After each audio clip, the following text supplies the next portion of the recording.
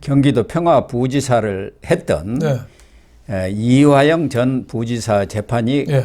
계속되고 있는데 사실은 이화영 측에서 그러니까 10월 23일에 재판부 기피 신청을 하면서 재판이 35일째 지금 중단된 상태입니다. 그러다 보니까 이게 사실은 거의 끝나가지고 결심을 하고 곧 선고를 해야 할 상황인데 그렇죠. 그러지를 못하고 있어요. 만약 선고가 지금 나오게 되면은 이재명으로서는 이재명 재판에도 영향을 미칠 수밖에 없고 그렇죠. 이재명으로서는 제명상을 입을 가능성이 지금 큰 사건 그렇죠. 아닙니까? 그렇죠. 그런데 지금 이화영이가 이런 재판부 기피 신청을 해서 재판 지연 전작을 지금 구사하고 있는 거 아닙니까? 예. 이화영이가 지금 축구로 말하면 침대 축구하고 있습니다. 예, 그렇죠. 무조건 지금 재판이 서울 수원지법 형사 11부에서 하고 있고 신진호 부장판사. 그렇죠. 12월에 재판이 끝나거든요. 여태까지 50여 차례 재판에서 쌍방울 대북 송금 관련된 겁니다. 근데 벌써 그 진상은 다 나왔어요. 진상 다 나오고 본인은 또 이재명한테 보고 안 했다는데 그 말은 누가 믿겠어요? 부지사가 어떻게 지사한테 보고를 안 하고 돈을 그렇게 막 줘요? 말도 안 있을 수 없는 말도 안 되는 거죠. 근데 1월 달에 이제 선고를 해야 되는데 지금 2월 달이나 1월이나 2월에 선고를 해야 되는데 지금 법원 인사가 2월 달이거든요.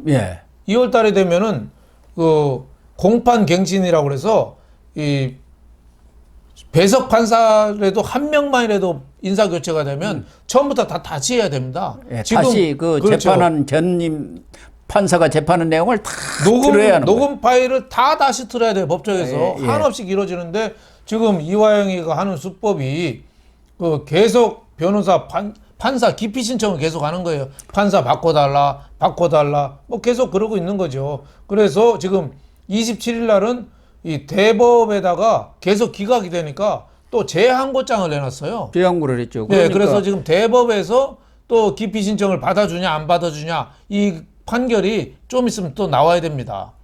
그러니까 지금까지 신진호 부장판사한테 50여 차례 재판을 지금 쭉 받아왔던 거 아닙니까?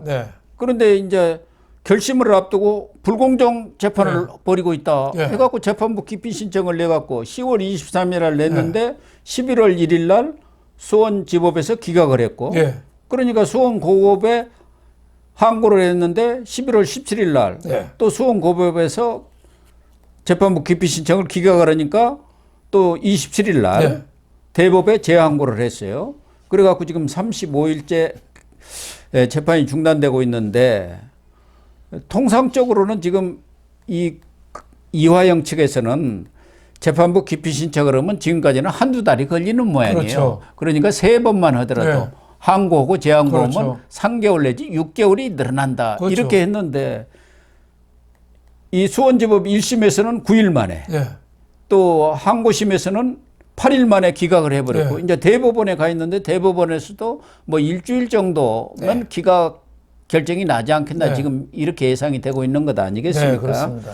그러니까 이 이화영 측이 예상했던 자기들이 그렇게 기대했던 것처럼 재판이 크게 늘어지지는 않을 것 같은데 문제는 이 대법원에서 대법원에서 기각 결정이 나오더라도 35일이 이렇게 시간이 허비해 버리니까. 그렇죠. 12월에 재판이 시작되더라도 그리고 결심하고 나서도 되게 한두 달 걸리지 않습니까? 이 선고를 하는 데는. 판사가 다 모든 기록을 이제 검토하고 최종적으로 판결문을 써야 하는데 그게 이제 지금 애매해진 거지. 그렇죠. 그러니까 그 속은 뻔히 보이거든요. 뻔히 이화영이가 보이죠. 옛날에 그 이재명한테 보고 다 했다고 진술했다가 또 마누라가 와서 또 정신 차리라고 혼냈잖아요. 백종화 씨. 그리고 이화영 경제적인 거를 다 끊었잖아요. 그러니까 또 이제 번복을 한 거예요. 나 보고한 적 없다고 하는 거. 이게 진실은 다 드러났어요. 근데 지금 이 침대 축구하는 게 드러난 게 그 이화영 지금 바뀐 변호사가 민주당 도의원 하는 친구입니다. 김광민이라고 예. 변호사가 예. 지금 경기도 옛날 도의원이죠. 변호사는 바꿔치기 했어요. 예, 돈도 잘 안 주고 예, 번복한 거 인정 안 한다고 그 이화영 마누라가 바꿔치기를 했어요. 그래서 지금 김광민이가 하는데 김광민 변호사가 좌파 유튜브에 나와가지고 우리는 그 판결 늦추는 게 목표다. 예, 시간을 좀 끌어야겠다. 뭐 이런 식으로 얘기를 한 거예요. 그러니까 지금 우리 사법부가 너무너무 중요하거든요. 판사가 정말 잘 판단해야 됩니다. 2월 달에 인사 있다고 그래서 12월 재판 끝나면은 1월 달에 판결을 빨리 해야 돼요. 신진호 부장판사가 예. 빨리 판결을 그렇죠. 해버려야 합니다. 그 판결- 그리고 가야 하는데 만약에 예. 2월 달에 예. 지금 신진호 부장판사도 지금 인사 대상이라고 예. 그러고 가버리면은 다른 판사가 와갖고 그 처음부터 내용을 다시 해야 돼요. 처음부터 봐갖고 재판한다는 게 판결문을 쓴다는 게 말이 안 되지 않습니까? 그렇죠. 그동안 쭉 재판을 해온 그렇죠. 신진호 부장판사가 마무리를 하고 가도록 해야 하고 그렇게 하는 것이 마땅한 거 아닙니까? 그러니까 이게 후유증이 김명수 대법원장이 이 못된 걸 만들어 놨어요. 형사재판관들을 잘 안 하려고 하니까 무조건 2년마다 다 바꿔라. 네, 다 이렇게 된 거예요. 그러니까 내년 2월 달 되면은 사실 바꾸지 말아야 되거든요. 예. 인사라는 게 그 재판 끝나고 바꿔야죠. 근데 2월 달에 무조건 바뀌면은 지금 이화영 쪽이 노리는 게 그겁니다. 새로운 판사가 처음부터 다 다시 듣고 봐야 되고 또 새로운 판사가 그 기록만 보고 또 판결문을 써야 돼요. 그게 이게 뭐 말이 전혀 안 논리적으로 되는 거죠. 말이 안 되지 않습니까? 제일 잘 아는 판사는 딴 데 가버리고 거기서 또 다시 기록 보고 생자가 와갖고 그렇죠. 어떻게 말이 안 되는 판결문을 거죠. 쓰겠습니까? 그렇죠. 그걸 노리고 지금 이화영 측에서 지금 침대 축구하고 있는 거죠. 계속 판사 기피 신청하고 하는데 이거 민주주의를 유린하는 겁니다. 예. 진짜 우리나라 지체된 사법부가 정의는 정의가 아니라고 사법부가 그랬잖아요. 정말 정신 바짝 차려야 됩니다. 이걸 갖고 또 끌어버리면 이 재판 벌써 다 끝났는데 내년 하반기나 결과 나와요. 그러면 이게 또 무슨 영향을 주냐? 지금 이재명이가 지금 죄목이 뭐 많잖아요. 한 10개가 되잖아요. 네. 이재명도 지금 재판정에서 일주일에 몇 번씩 나와서 코 비고 있습니다. 어떨 때는 또 졸고 있고 하품도 하고. 하품하고 있고 어떨 때는 또 바쁘다고 또 나가서 저 국회 가서 딴짓하고 있어요. 근데 왜 그렇겠어요? 이재명도 지금 재판 늦추는 게 목표예요. 늦추고 내년 총선에서 압도적으로 좌파가 이기면은 이제는 판사가 더 못할 거야. 영향을 준다 이렇게 보는 거죠. 그러니까 이런 거를 막기 위해서 빨리 좀 판단하고 속전속결로 해야 된다 이렇게 봅니다. 특히 이화영에 대한 재판은 벌써 다 사실관계가 끝난 겁니다. 그러니까 이거는 진짜 이 사법부의 공정성을 시험하는 이 어떻게 보면 시금석이라고 봐야죠. 그러니까 이화영 재판은 그동안 사법방해가 네. 여러 차례 이루어졌지 네. 않습니까? 네. 결국은 이화영 재판을 늦추려는 것은 네. 이 대북 송금 사건이 핵심 아닙니까? 그렇죠. 쌍방울에. 그렇죠. 이것이 드러나 버리면은 사실로 확인이 되면은 이재명으로서는 치명상을 입을 수밖에 없고 이게 그렇죠. 선거에 아주 불리한 영향을 미친다고 그럼요. 판단했기 때문에 그럼요. 이화영 재판도 재판 지연 전략을 지금 쓰고 있는 그렇죠. 것 아닙니까? 그렇죠. 그러니까 조희대 대법원장 후보자가 이번에 네. 인사청문회에서 야당이 뭐 설마 또 낙마에 시킬 수는 네. 없지 않겠습니까? 네. 아무리 뭐 흠집을 잡으려고 해도 뭐 흠집이 없어갖고 고민하고 있다는 거 네. 아니겠습니까? 비교적 그 처신을 올바르게 살아온 그런 판사 같습니다. 그래서 이 조희대 네.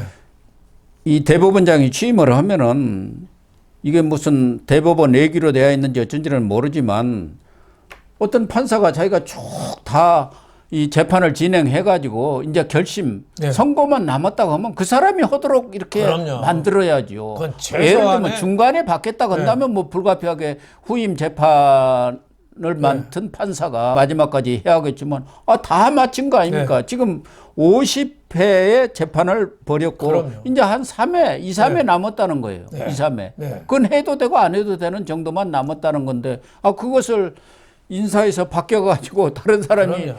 판결문 쓴다고 하면 저는 말이 되나요? 빨리 판결 문제 쓰기 시작해가지고 예. 내년 1월에 판결 선고를 해야 된다고 봐요. 그리고 대법원에서도 전에 보면 최강욱이라 이런 것들은 몇 년씩 끌었어요. 저 울산시장 이라든지 조국 뭐 이런 거 한 3년 돼도 아직 제대로 안 나왔잖아요. 지금 울산시장 선거 개입 사건도 네. 1심 판결이 나오는데 그게 3년 뭐 9개월인가 뭐 얼마 만에 지금 판사가 나온 휴가 가고 예. 병가 가고 아예 일부러 재판 안 한 겁니다. 그래서 저는 김명수 대법원장 있잖아요. 예. 우리나라 민주주의를 위해서는 저런 사람 단두대에 올려야 됩니다. 단두대. 그렇습니다. 예, 기요틴이라고 해. 프랑스 로베스 피에르가 만든 거 있잖아요. 목 치는 거. 예. 우리나라 민주주의에 아주 나쁜 영향을 끼쳤어요. 재판을 안 해버리고 재판을. 예? 어떻게 보면은 저기 국민의힘에 불리한 뭐 정진석 그 의원 명예훼손 이런 거는 속전속결로 또 KTX보다 더 빨리 해버려요. 그래서 이화영 이 재판 기피 사건 이것에 대해서도 대법원에서도 빨리 재항고에 대한 결정을 내려주고 신진우 부장판사도 이런 사람에 대해서는 본때를 보이겠다 해가지고 1월 달에 그럼요. 또 2월 인사 전에 딱 선고를 내리고 가야 합니다. 그럼요. 그래야 사법부가 살아있는 거죠. 신뢰를 받고 살아나는 거예요. 그럼요. 옛날에 민주당 문재인이가 그렇게 힘을 쓸 때 판사 성창호 판사라는 분이 김경수 경남도지사 바로 법정 구속시켜버렸잖아요. 예. 그게 그랬다가 얼마나 고생을 했어요. 고생했어요. 그렇지만은 우리나라 민주주의가 진일보한 거죠. 저는 성창호 판사 보면은 그 사육신 때 성산문 생각이 나요. 예. 그런 각오를 했었을 거예요, 재판을. 이런 것도 이화영이나 이런 도둑놈도 때려잡는 데는 그런 어떻게 보면은 정신이 좀 필요하다고 봐요. 목숨 걸고 재판을 해야죠. 네. 더구나 지금은 정권이 바뀌었잖아요. 순리대로만 따르면 됩니다. 문재인 때는 목숨 걸고 재판했다면 지금은 순리대로만 따르면 돼요. 그래서 이재명이나 이화영 측의 이런 재판 지연 전략에 대한 계산이 안 먹힌다. 이거를 확실히 보여줘야 합니다. 이번에. 이재명이 봐요. 무조건 우기잖아요. 지금 다 나온 것도 지금 뭐 허위 사실 뭐 한 거라든지 하다못해 백현동 뭐 그 국토부에서 청와대에서 압력을 받아서 할 수 없이 했다고 하는데 누가 봐도 그때 성남시 그 공무원이 그러잖아요. 손뻥이라고. 그래도 이재명은 미안한 걸 모르는 놈입니다. 어쨌든 이 신진우 부장판사가 좀 확고하게 이 사건에 대해서 선고를 내려주고 갔으면 합니다.